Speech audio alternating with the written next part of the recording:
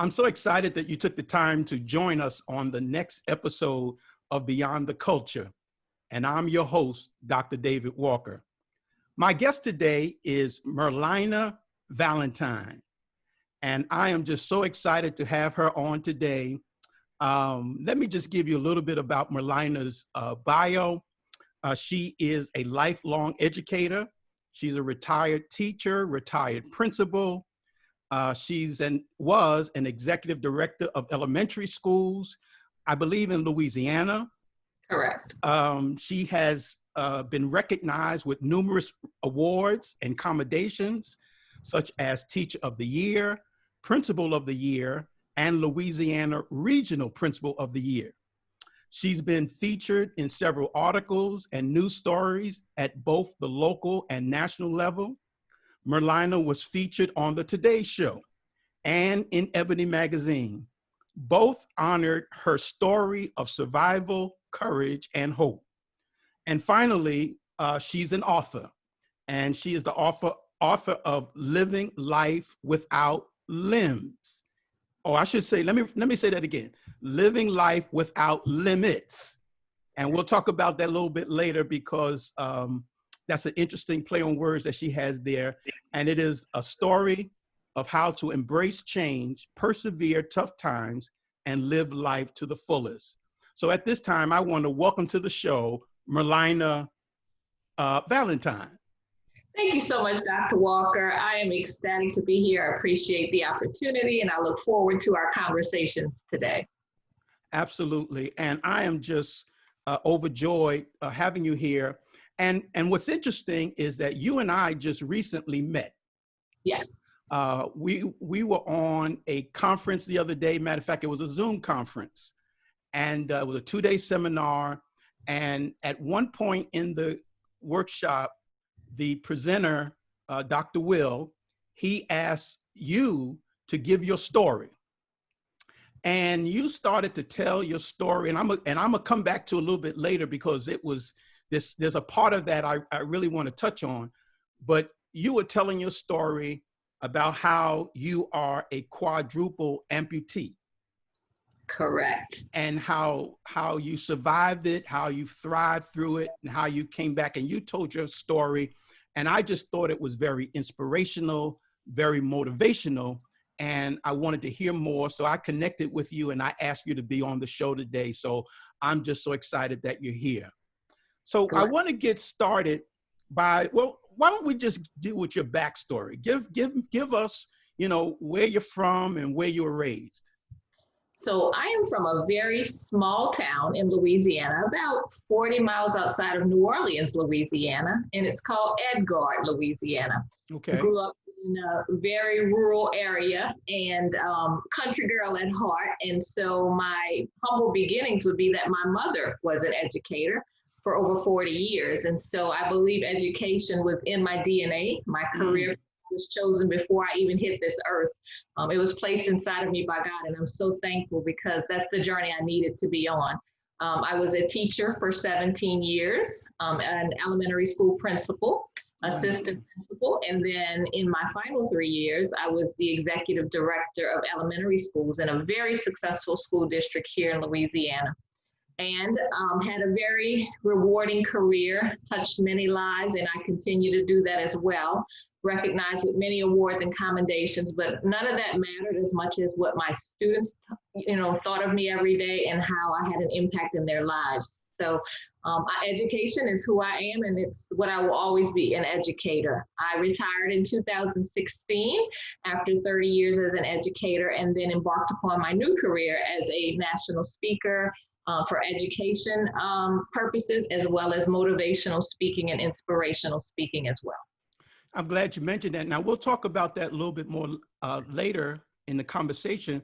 But you mentioned that, because I was going to ask you, how did you get your start, in education? And you said your mother was an educator. So it seems like to be a family tree.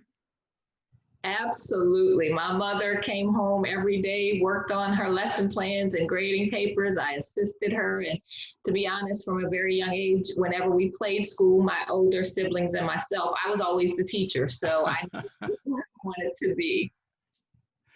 Yeah, and as you know, I have a background in education myself, many years as a New York City educator, and I too retired a few years ago. And education is it's a great joy to be able to, inspire young people and to help them to be better in society. So just talk a little bit about the young people, how what was that like, knowing that their lives was in your hand as a teacher and then a principal, and how you were molding them to be better citizens. Well, one of the things that I find the most rewarding, having been an educator, was exactly that I shaped young minds, that I built character, that I helped them to persevere tough times. And so as an educator in the classroom, each year, my 20 plus students, we became a family. I built community in that classroom. I built dreams inside of them. I planted seeds of hope, because many of the students I taught came from poverty. And so the cycle was something that they thought they would continue to be a part of. And as a second grade teacher, and then at many other grade levels, it was my ultimate goal to let them know their zip code did not determine their level of success, and that we were going to have big dreams and have big goals, and then figure out how we would go about achieving those. I remember teaching second graders how to look up college tuition and to figure out what scholarship opportunities were out there, because many of them said, my family says I can't go to school, I can't go to college. And so I started planting that seed at 7 years old. And so I would see the fruits of my labor after 30 years, because I've had many, many students return to me to say, thank you. You really set me on the path and changed the trajectory of my life, because I started thinking beyond just where I am to where I could be. And that's what I did. I saw students for not as they were when I had them, but who they would become in the future because of me. As a principal, that only magnified. I had 650 students, pre-K to fifth grade, entrusted to my care. And ultimately, I was the most responsible person in the building.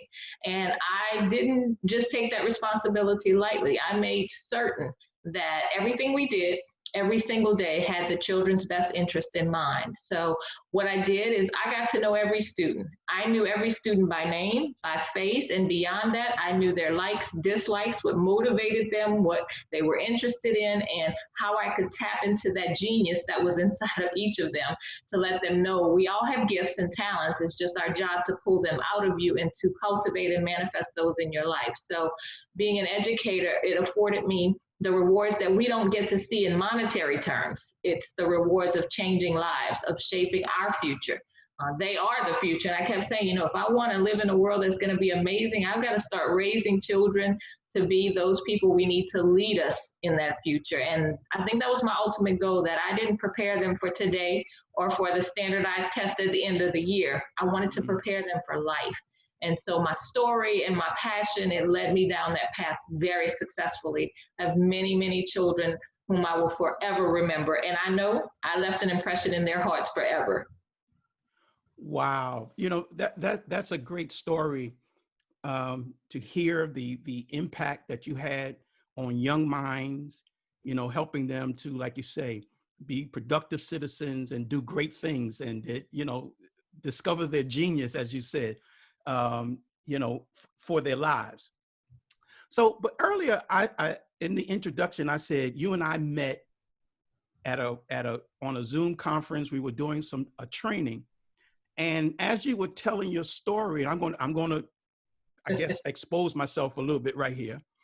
But as you were telling your story, it was very intriguing to hear. Now, when you were telling, and anybody that knows anything about Zoom, you can either show your face in the video, or you can have your picture up there, but yet you can talk. Yes. And people can hear your voice. So when the facilitator called on you, I heard the name, but then there was a voice talking, but because your picture was up and I couldn't see your face, I wasn't 100% sure as to actually who was talking. And right. So I think he said Merlyna, right? So while you were talking and you started to talk about how you were a quadruple amputee, but while you were talking, I went to Google and I pulled you up real quick. But every single picture that I saw of you, you look like an able-bodied person. Yeah. in my mind, I heard quadruple amputee. So I was looking for someone who would demonstrate that. I was looking for that physical appearance, but I didn't see it. I saw a normal, everyday, able-bodied person. But after I researched you, and if you remember, at the end of the conversation, I asked Dr. Will, I said, who was that talking? Because what I was seeing in terms of your picture and then what I was seeing online, I'm seeing two different things. And so I said, who was that talking? But I discovered that you are actually a quadruple amputee. And if I have it right, you had a disease called sepsis. And maybe you can correct me on the name, but I'm understanding it's sepsis. So I would like you to tell us about the disease that you had and how did that bring you to the point of having to become a quadruple amputee? So you are correct. I did have sepsis, Okay. and it all resulted from a kidney stone that I had and was diagnosed with on a Monday, a kidney stone. And I was at Meet the Teacher night as the principal. And so I was going to put it off. And I said, no, I better go and get this checked out. It was pretty intense pain. And when I found out it was a kidney stone, I was not concerned at all. Dr. Walker, I just thought, I know so many people who've had kidney stones. This is not going to stop me. And so my treatment was to see a physician on Friday to find out what would happen. But on Tuesday night, violently ill, felt like the worst case of the flu, didn't know what was happening. So I went to the emergency room just to be sure, because Wednesday was the first day of school and I couldn't miss that. But there I was worked on for many hours and sent home. They did not know what was happening. And so on Wednesday, I had to miss the first day of school. I couldn't even lift my head off the pillow. I was weak. I could barely breathe. And so I then visited hospital number 2 to be ambulanced to hospital number 3, and then finally end up at hospital number 4 by the end of the week, where I was less than 30 minutes from dying. That night, my family was told I had a less than 10% chance of living because the kidney stone blocked my kidney and infection was raging in my body. And sepsis is an infection that takes over your body. All of my organs were shutting down, my heart, my kidneys, my lungs, all in failure. And that's the last I remember. I was put into a medically induced coma for 7 days. Wow. When I was brought out of the coma, I was on a ventilator at that time and unable to breathe on my own. But as you can see, standing or sitting here with you is someone who beat that 10% chance of living and turned it into 100%. And I think that's the part that I want people to remember most about me. It's not the tragedy that it happened and could have been prevented, but it's the fact that I was able to come through it and I'm using it in the way that it should be used, and it's to inspire others. I spent 3 months in the hospital. I was sent home for a 2-year recovery, and the entire time, all I kept thinking about was this sepsis has really changed me. Because in order to save my life and to treat the sepsis, I eventually faced the amputation of both hands and both of my legs below the knee. And that's what people expected to be a defining moment for me, because I was Miss Independent. I was 41 years old, ready to live life, you know. And an elementary school principal who survived Katrina as a first-year principal and just thought life was going to cruise and coast to the rest of my life. But at that moment, I said, this tragedy is not my defining moment. It's not. I've told thousands of children that they have to persevere tough times. And now I had to walk the talk, right? Yes. And said, I'm going back to that building and finish what I started as principal. My district believed in me and they said, not can you do the job, but what do you need to do the job? And once I got my prosthetic limbs, I was ready, Dr. Walker. I didn't just walk back into that building as principal. I'm from outside of New Orleans. We party. I danced my way back in. 2 years later, wow. never stopped me. And so the sepsis happened to me, but love and faith and trust in God brought me through it to where I am today. And that is someone who thrives in her new life. So it was a journey that I will not tell you was easy, but not one moment did I doubt that I would ever get through this and come out of it a better person and not a bitter person. So I'm just thankful for the journey. What would you say was your motivation for coming back and recovering from, you know, that experience that you had? You had to have had a motivation. What was that? So I love life. I always have. And the life that I built was all centered around my children. my own daughter, who's an only child, and the children in my building. And I continue to say that my career cannot be over just because a tragedy happened. I know that this tragedy can teach my students how to persevere really tough times. I can be a model for them now. And so my motivation was for everyone who believed in me, I had to prove them right. You see, what's wrong in the world is a lot of times we want to prove those who don't believe in us wrong, and we spend all that energy trying to do things to impress them. My thinking and my mindset is opposite. I live in the positive. So I wanted to prove all those people who believed in me right and who kept telling me, you're going to come back from this. This is going to work out for you. And I said, no greater joy will I have than to prove to my own daughter, who was beginning college at the time in 2007, to the many lives entrusted to me in that school building, that I could push through this. And not only was I going to push through it, I was going to be a victorious person and not a victim. That's my motivation. Wow. I mean, that is totally awesome.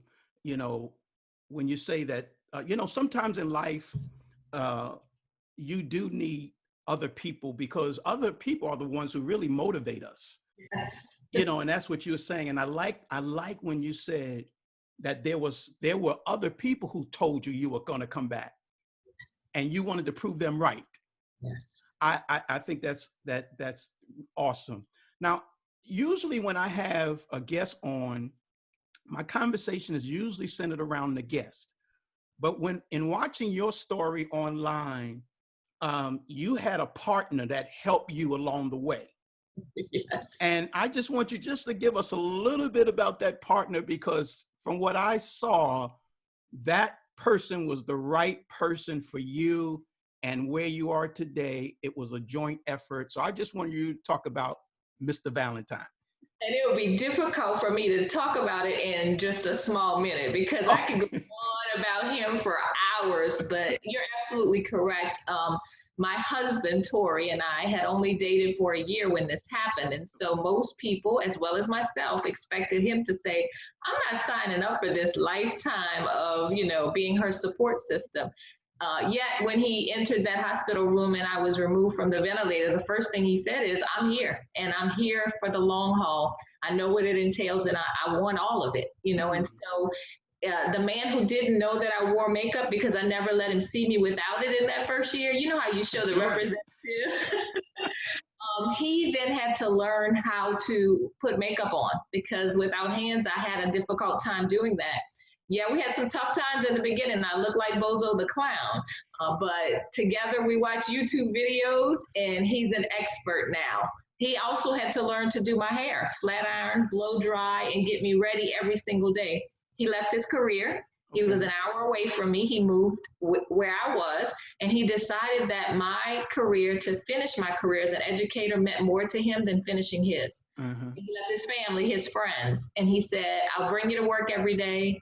I'll come at lunch to make sure all your needs are met, and then I'll come back and pick you up. So he made 6 round trips a day so that I could do what I needed to do in that school building.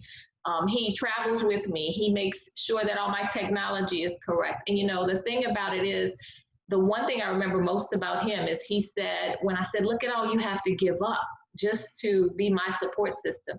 He said, you keep talking about what I'm giving up, but think about what I have to gain. He said, I'm marrying the most incredible, amazing, and phenomenal woman in the world, and that's what I want to do. And you know what I told him, Dr. David Walker? I said, you're so right, because I am all of those things.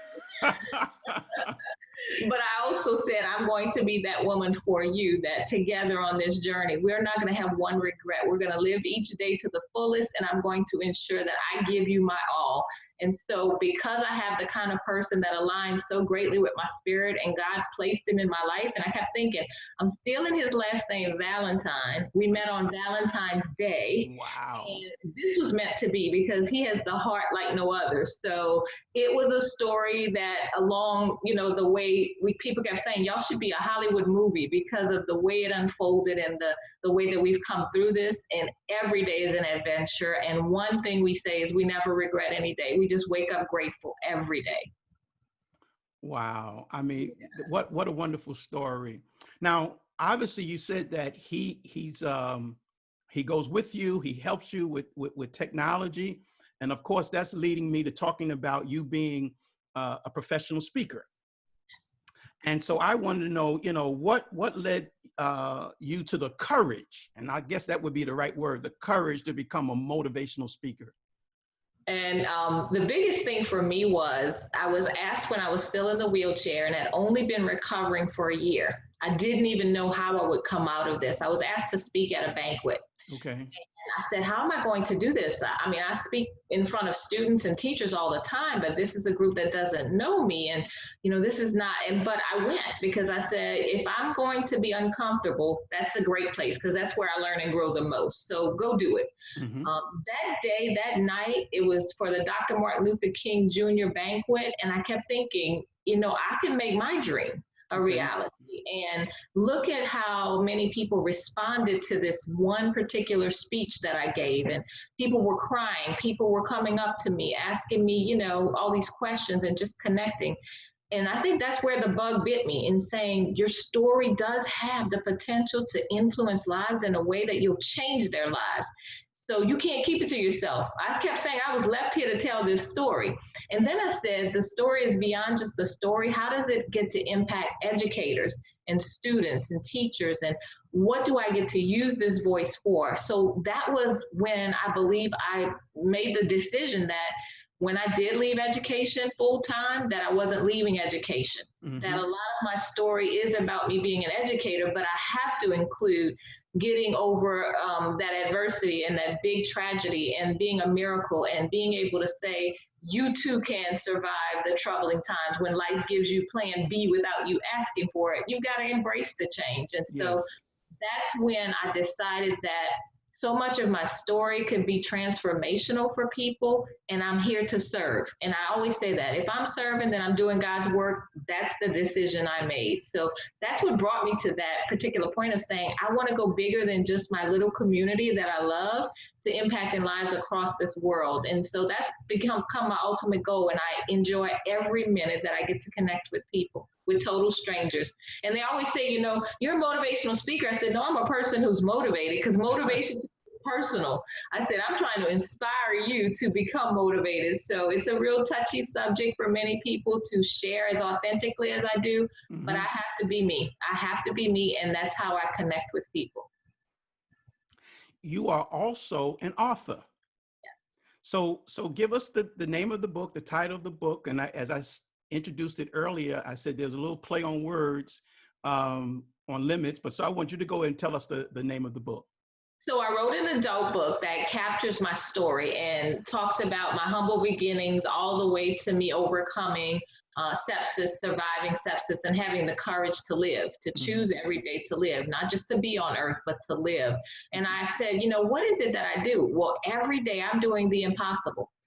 The things that people said I would never, ever do again, I'm doing them every single day. And so I said, that's living life to the fullest without any hesitation, limits.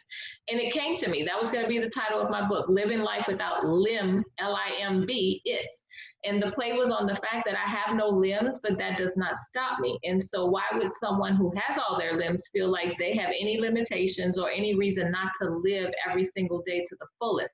In that book, I talk about what is the mindset you need to be able to embrace change, to figure out how to push through tough times, to not get stuck in a moment and make it your lifetime, but to just say, this is a moment. It's a pause moment. It's a season of pause, and I'm going to get through this. And so I just talk about how my mindset is what got me through some really tough times, and that I never once said, why me? Which is what most people do when they have adversity. They want to say, why me, and live in pity land. I refuse to reside there. And I often say, why not me? Who else would do this with style and grace and have this opportunity that I have every day to change lives? So that book is intended to help people think differently about adversity, but just about living life and not limiting yourself and going forward with everything that you have in your heart that you would like to accomplish. And Dr. Walker, I also have a children's book called Daisy, the Extra Special Flower, about a flower in a garden that loses 4 petals. and Wow. is then asked to continue to live in that petal and be an important part of the garden. And I use that when I speak to elementary students to explain my story in a way that they understand. And I've gotten a lot of love from my students and teachers all over this country when they hear the story of Daisy. So it became something I had to do because I didn't know how else to explain it to children that didn't know me in a way Hmm. that wasn't scary or frightening, but in a way that they could say, wow, being different means being unique. It's not a bad thing. And so it's been very well received as well. Very nice. Very nice. I don't want to forget to ask this question. I meant to ask it earlier, but I want to get it in now. Um, when I was listening to one of your presentations, you said, change chose me. Let me say that again. You said, change chose me. What does that mean? So, most times in life, people have a hard time with change. I was very resistant to change as a young adult. If you change something, I was such a planner, I would just freak out and say, no, we can't do it that way. I always had to have it planned out and know exactly what was happening. And when you choose to change, like your hair color or your diet or your lifestyle, it's okay because if it doesn't work out, you get to just say, well, maybe tomorrow I'll do it differently. In Hmm. my case, in one day, in 1 minute, in 1 hour, change chose me because my life as I know it will never again be the same. And Hmm. I didn't have any say so in that change. I can't just say I don't want to embrace that change. I want to go back to the way I was. My hands and legs will never return. And what I always say is life gave me this plan B without Hmm. me asking for it. And so I could either resist the change or learn to bend instead of break. And so I decided that when change chose me, I had to embrace that change Okay. and be able to do what was expected of me. And so that's the part that I tell people when change chooses you, like what's going on in our country right now and Yes. the season of pause that we're in, and that we're not having a voice in how this is going because this, COVID has taken over what we're doing. We have to figure out how to embrace this change because we can't resist it or fight it. It's here. And Hmm. that's what I mean by change chose me. I didn't have any warning, any blinking light saying, here it comes, get ready. It just happened.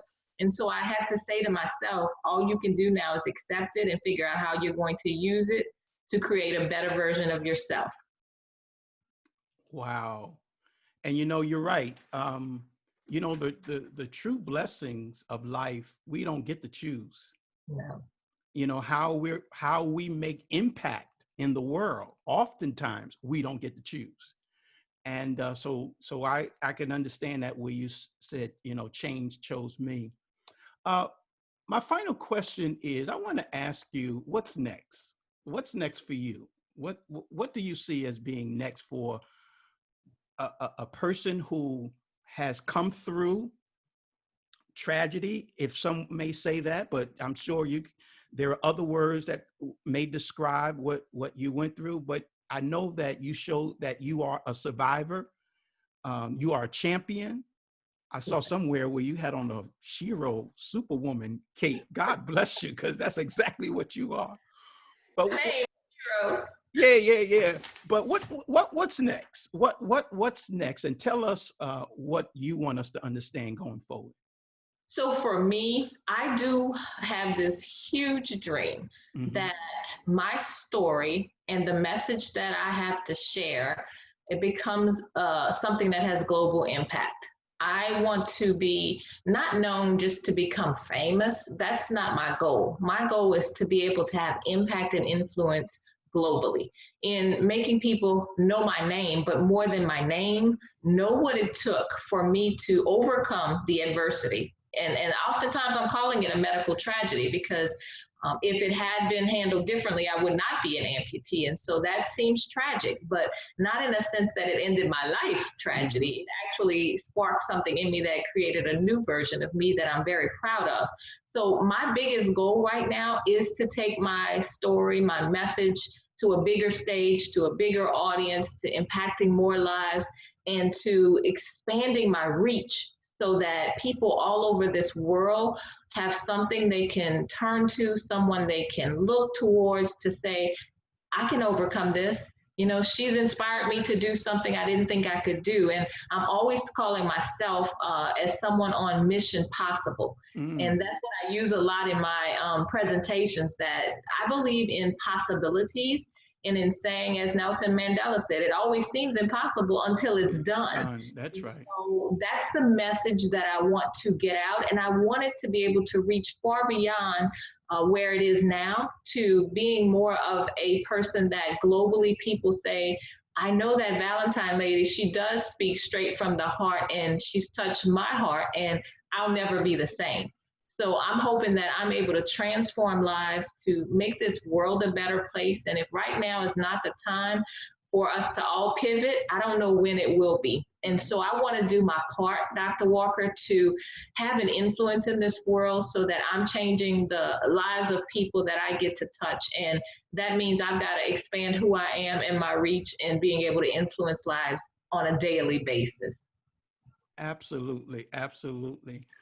Um, as we close, how can, if someone wanted to get in touch with you, have conversation with you, give us your information, your social media information, so we can get in contact with you. Absolutely. So, of course, the main platform that I use for social media is Facebook, and it is my name, Merlyna Valentine. You can find me there. I also have a business page, Merlyna Valentine Consulting, on Facebook. On Twitter, I am at Merlyna Inspires. And if you want to be able to email me or to see more about me and to find out about what it is that I do and how you can book me for speeches and presentations, then my website is SheroValentine.com. So that's the S in front of hero, SheroValentine.com. So that many people who already say to me, you're my hero, I say, well, really, I'm the Shero. And so we made a play on that. And that is actually my website, SheroValentine.com. And there's a link on there for you to be able to email me. I answer every email myself. And so I love hearing from people and just being able to connect with people. Thank you, thank you. Merlyna, I want to just take this moment to thank you for being on the show and to really say that you are an inspiration. You're inspiration, and there's no way a person who hears your story or who knows you personally cannot be inspired by you. And I want to let you know that I truly appreciate you. My audience appreciates you. And I'm sure what you have said today is going to impact their lives tremendously. And as we say on this show, you are someone that has gone beyond the culture. And we thank you for being with us today. Thank you for the opportunity, Dr. Walker. I'm glad I could share on your platform. It brought me much joy today on this wonderful Wednesday. All right. And we will talk soon. All right. Thank you so much. All right. You take care.